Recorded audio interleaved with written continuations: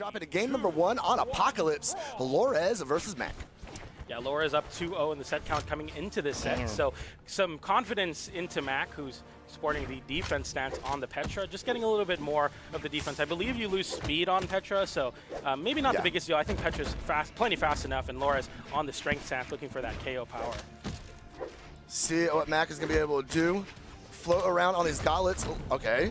I've been loving the resurgence of gauntlets. Not to cut you off, but like you're good, as a gauntlets player, it's really exciting to see. Like all of the gauntlet players have really been coming to their own. And of course, as I say that, an unfortunate misstep with the gauntlets is going to cost MAK their first stock here in elimination bracket. I was looking before we came in. Both these players are coming off of huge wins in their last set. Both these guys are 3-0'd their last opponents. Yeah. Gotta be feeling good. And we see, unfortunately, MAK losing that opening stock in a rather dramatic fashion. Unstoppable force meets immovable object here. Exactly. 2 3-0s coming into it, and I mean, the momentum seems to be getting the better of MAK as Lores has a big lead, gets that spear down there, and very heads-up game plan to get the recovery down, but it doesn't matter because you got not just 1 spear dare, but you got 3 with your name on it as Lores moves up with a big 3-stock to 1 lead right now. I mean, yeah, MAK took off and he saw that he got pogoed. He tried to run underneath the map, but it's Kaya. You're not gonna be about runner. Yeah. And just ran over there to get pogoed right back, and the stock. And Lores is absolutely cooking on this opening game with a very comfortable 3-stock right here, and he got it, bro. Did he even take 100 damage? 77 damage. My man Lores was cooking. Whew. I think it's one of my phrases, as it all slips away so quickly. It did. I mean, MAK, you know, an unfortunate accident happened on the first stock, losing their stock really early, and it just kept slipping. It's a slippery slope. As soon as you lose that, Lores is not going to give you any sort of mercy. I mean, it's just a 3-stock to move into game number 2. And you can understand how it happens. You're in the situation. There's so much on the line. Yeah. You make a mistake like that, and holding on to your mental and being able to stay locked in has got to be so difficult. And it just, like you said, fell away oh so fast. And he realized he's going to swap over to the Asuri and hope maybe with those guitars sword that he might have a little better luck. Guitars are in a great spot right now. Guitars, like we say, guitars do be guitaring. They're guitaring. It's a weapon in Brawlhalla, that's for sure. It is one of them, We've been seeing a lot of Asuri, particularly. I think Asuri just has, you know, I think it has a really good sword and guitar, and it's kind of the mesh that's been working out for a lot of these players. I say it a lot. Either you have a Teros or you have an Asuri, and it seems that the Asuri's been working out here, even in South America, on MAK switching over. Absolutely. See if it's going to pay off for him. So far, he is at the slight health disadvantage here. Catching some aerials, okay. Nice dodge. Okay, got the dodge read, and he's running away with it. Okay, MAK plays guitar, bro. Oh, no, dude. Oh, it just slips away so soon. Fast. So fast. So fast.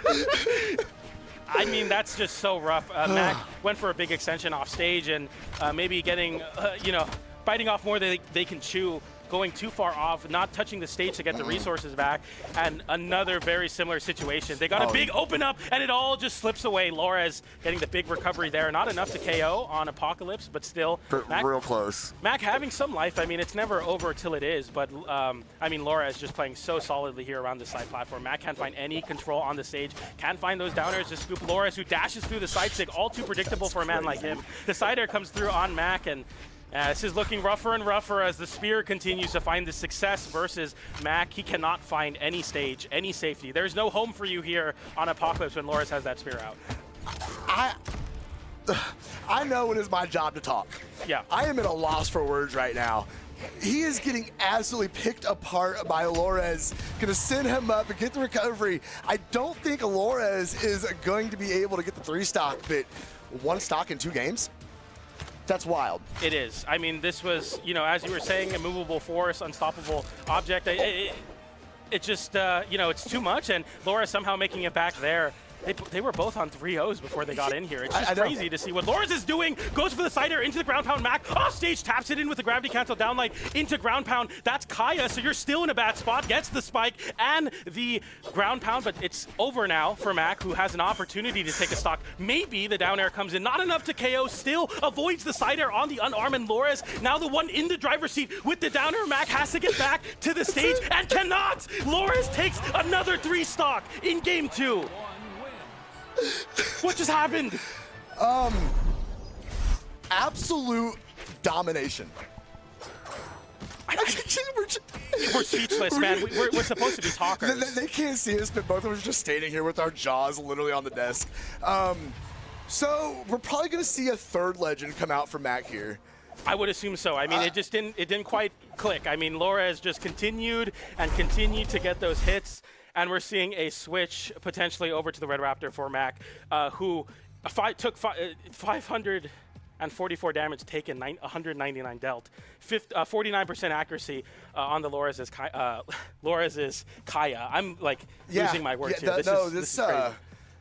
Just the excitement of South America. Look at the graph, bro. Just the excitement of South America. Thanks, production. That's a great graph. That is a good graph. Yeah. Just the excitement of South America and just the dynamic of their gameplay. This is the difference between PR2 and PR16. Yeah. It's wild. MAK has had a really good day, making it in as far as he has today. But I think he found his brick wall here. Yeah, I mean, this is just Laura is playing so well into MAK. You know, any given Saturday, I like to say here in South America, somebody can make a deep run, someone can make the deep upset, but he's not picking up the weapon, PJ. Laura's is playing completely unarmed. That's a great analysis of that flow, but he picks up the bow there, and he's going to now set up an edge guard sequence. MAK gets a reversal side air for it, and both of the sweat beads come online, but of course, Laura continues to find some crafty ways to get that extra damage as MAK getting into that really deep red, as Sparky likes to say, the barbecue sauce. Wait. It's just getting worse and worse. Wait, there we go. A nice reversal from MAK. We see some signs of life. Has the lead in this opening game. Okay, strap the boots on, get that bonus damage, get that extra credit, catch him with the neutral sig. Okay, here we go. Now Loras is going to dig down. I thought we were going to see a good edge guard here, but he backed up, hit that D-light. Going to go ahead and finish it up and get that knockout, and Loras with the full stock advantage. It's not over till it is. I mean, MAK has to continue through. As much as we can play up the dominance of Loras here, MAK still made it all the way for this reason and has an opportunity here on the orb. The Nair into recovery, gets some nice damage. Loras reversals the situation, but MAK now on the orb is willing to contend with the bow, and I think that's a sign of good mentality. They're not defeated yet. It's not over till it is, and MAK really showing that, continuing to put on fight versus Loras. Well, I mean, orb, we all know the explosiveness of it. We all know the combos and the strings that it can provide, and unfortunately, MAK lost his options in the air. Loras was right there to catch the landing, and he just keeps putting on the pressure. But we are getting into the bottom of the second stocks here, and we are still completely even.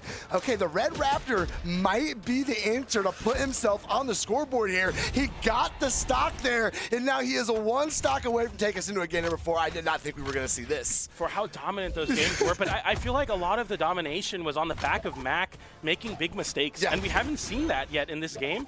And Loras, I mean, MAK showing, like, when I'm not giving you the stocks, it's going to be close. Loras gets the ground pound there on the spear to get a last stock situation.